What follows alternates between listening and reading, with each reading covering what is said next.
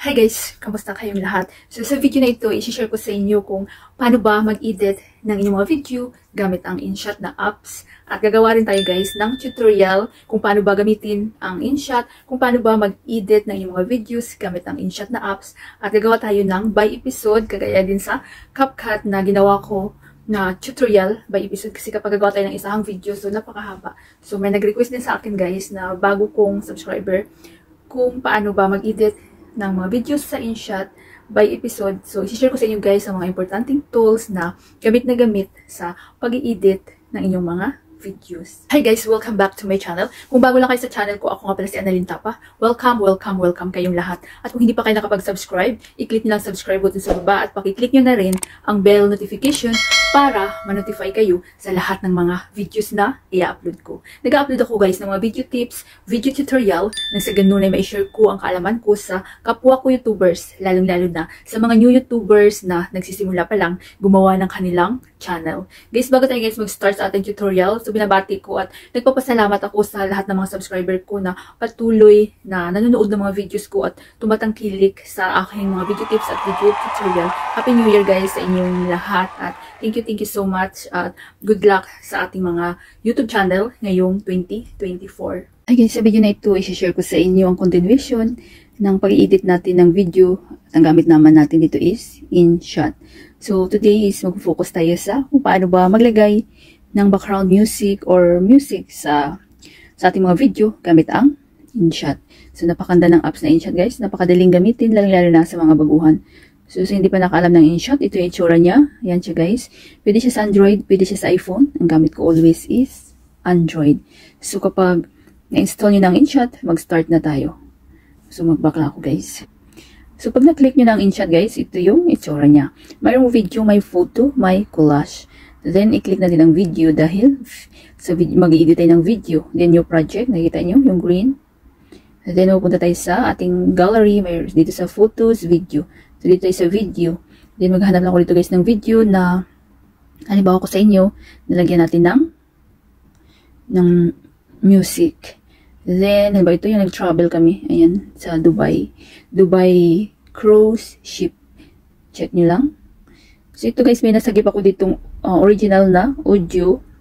So halimbawa kayo mga nag-travel kayo, mayroon kayong nasagip na mga audio, halimbawa sa bar. So itong itong mga music na nasasagip nyo guys is mayroong copyright. So pakinggan nyo guys.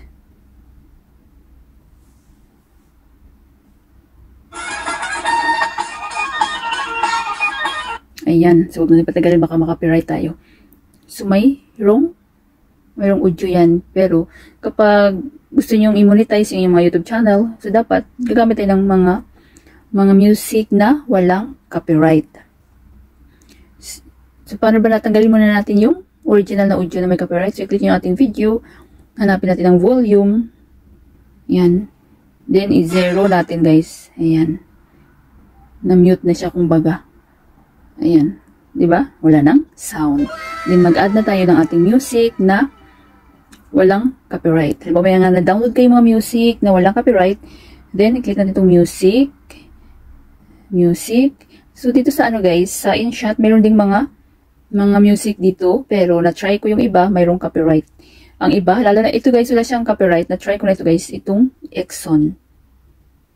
So, pakinggan natin.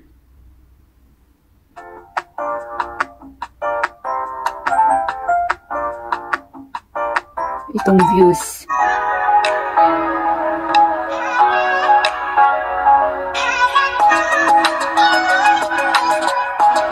Last summer.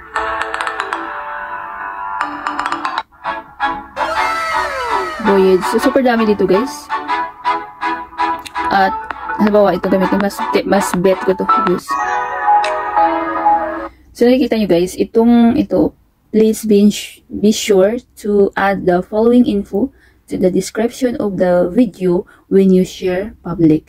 So, i-copy nyo ito, guys. Copy nyo to. Yan. Itong music, views, at saka yung musician, Exxon Music. Para iwas kayo copyright at ipipaste nyo yan sa inyong mga description kapag nag-upload kayo ng videos. So, ito na pili natin. Click nyo lang yan. Then, use. So, ayan na siya guys.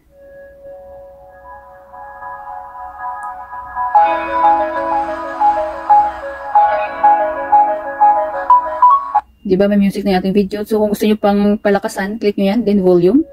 I-full nyo yan.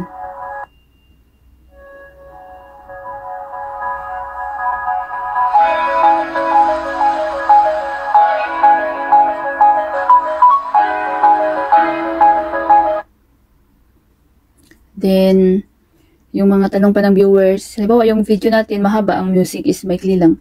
So, napakadali lang yan guys, papakita ko sa inyo.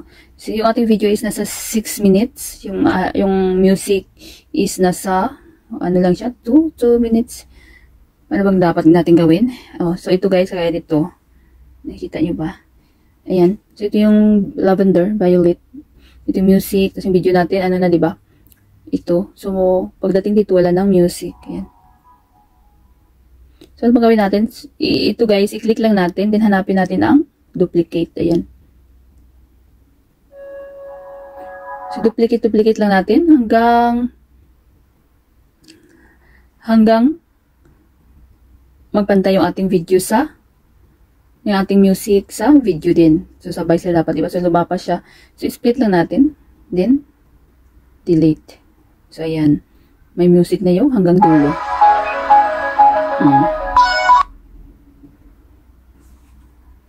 So, music na yung ating video hanggang dulo, diba? So, duplicate nyo lang. So, balik tayo dito sa music. So, halimbawa guys, kung may sarili kayong video na download, so, delete lang natin itong nakuha natin sa InShot na music. Music. Then, dito tayo sa taas, may music. Ayan. So, halimbawa ito.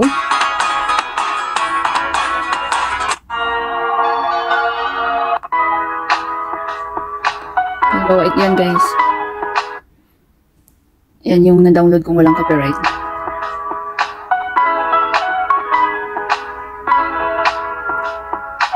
So, ganun din gawin nyo kapag yung music is maikli. So, i-duplicate nyo lang. Kagaya din kanina. Ayan. Duplicate nyo lang guys. Then, isa pang isi-share ko sa inyo. Halimbawa, mayroong video music kayong na-download at ang gamitin nyo lang, ang gusto nyo gamitin is yung music lang. So, paano ba? So, i-delete lang natin to. Balik tayo dito sa music. Dito tayo sa extract audio from video. Nakikita nyo guys. Click nyo yan. So, mayroon ako na-download dito. Pero may copyright nito guys. Halimbawa lang na may na-download kayong video music na walang copyright. So, ito yung gawin nyo. Ito si Gary B. Then, save extracted audio. Yan.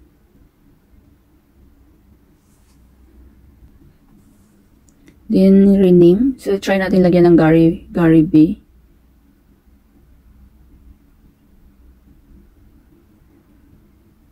Then, okay.